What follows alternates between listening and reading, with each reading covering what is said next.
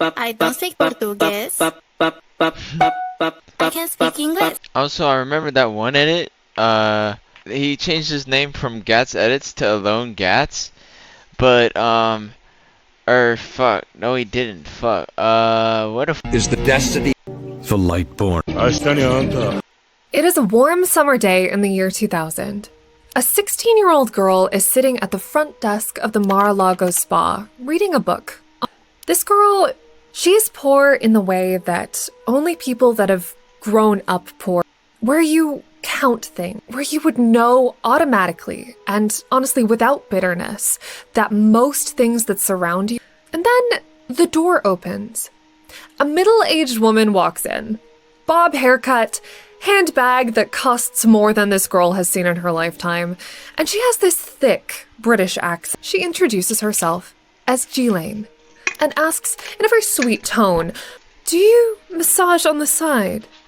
The girl says shyly that she isn't trained yet, but she's hoping to learn. But Ghislaine has a proposal. She is friends with a very well who is also a Mar-a-Lago, and the girl is being offered the chance to become a massage therapist for him, to learn her trade while getting paid. For a 16-year-old girl with no money and zero connection. A few days later, her father drives her to a bright pink mansion on Palm Beach. As polite as ever, what happens in that house on that day is going to affect this girl. 10 years later, in Australia, a journalist named Sharon Churcher sits across from the same girl. She is telling the story, and the girl reaches into her bag, a photograph. And before she's even handed it over, Sharon takes the picture. Prince Andrew, the Prince of England, with his hand around the girl's waist, while Ghislaine Maxwell, the girl is 6, and the story is honestly worse than the... She told Sharon about the precise day that she entered. When she was there, as she told it, she described an old, hairy man lying naked, face down on a massage table. Routine, right? The massage begins. And Ghislaine, she's gently guiding the girl's hands, showing her what good technique looks like. Instead, she wants to move toward the lower back. But Ghislaine, she says, if you skip around... So the girl awkwardly is hoping to learn, and she doesn't want to waste this opportunity. So she does. The massage lasts half an hour. And then out of nowhere, on his back. And he starts pleasuring himself. He says, "You don't mind, do you?" But the girl, she's utterly shocked. And at this point, she's like, okay, I want to leave. But Ghislaine forcefully is holding her there. And then the couple proceeds. They give her $200 cash. One of the last things that they said to her before she left, "This is probably what you'd make." The girl's name is Virginia Giuffre. And the man that... When Sharon found this out, 10 years later, she would write an article that would become the catalyst for Epstein's downfall. But in the 3 of Epstein's files that the government released in January of 2026, things, they're honestly worse than anybody thought, okay? They reveal Epstein and his network of fame not only systematically underage girls, but it also reveals that the most powerful governments in the world, and they had the evidence to stop it, and they chose to protect the people. I have been left honestly. Today, we will review the worst of the new Epstein files. We're going to go through them one by one while telling you the whole... And honestly, things are going to get worse. They're going to get progressively worse as we go on. And by the end, I think you're going to find out that the worst thing in these files is not the files themselves at all, but it is the criminals that are still walking free. Why don't we just skip to the part where she... And while we are just starting, we're going to try our best to be worthy of your time and give you all of the facts and everything you need. So let's get into it. So who is Epstein? Yes, please. Epstein was born on January 20th, 1953, to a humble family. And by 1974, he was a university dropout with absolutely nothing particular.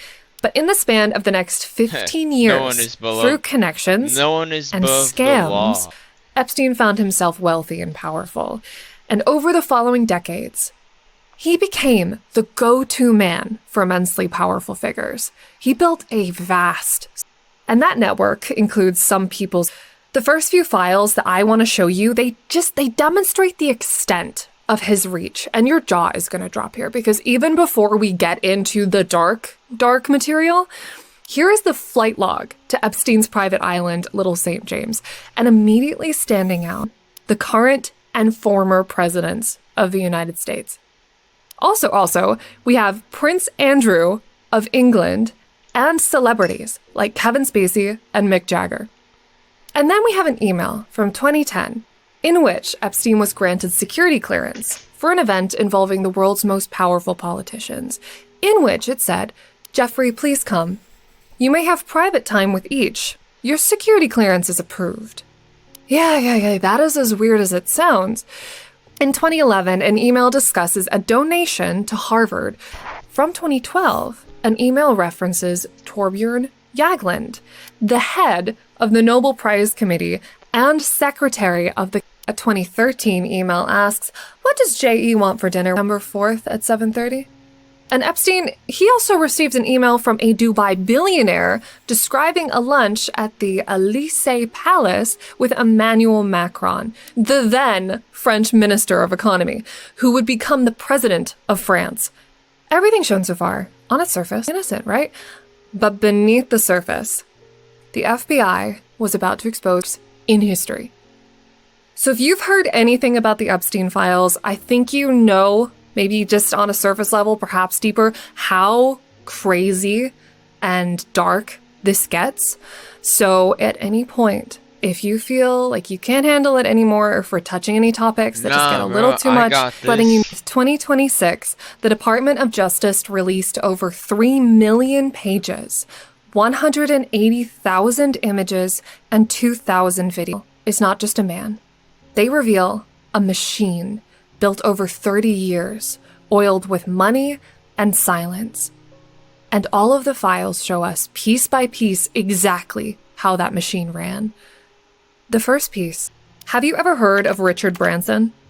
He built the Virgin Group, styled himself as the world's most accessible billionaire.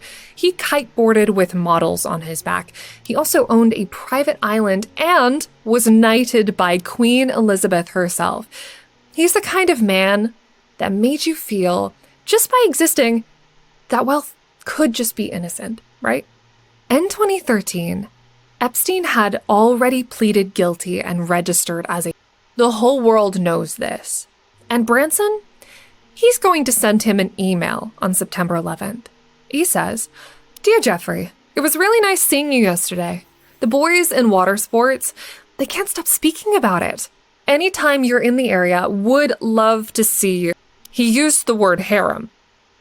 To a registered sex offender. I'm sorry, what?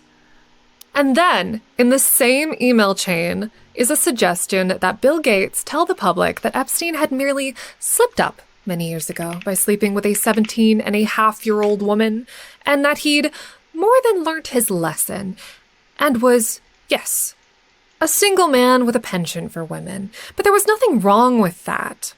Now keep in mind, this is a knight of the British Empire coaching a convicted PDF on how to spin sleeping with.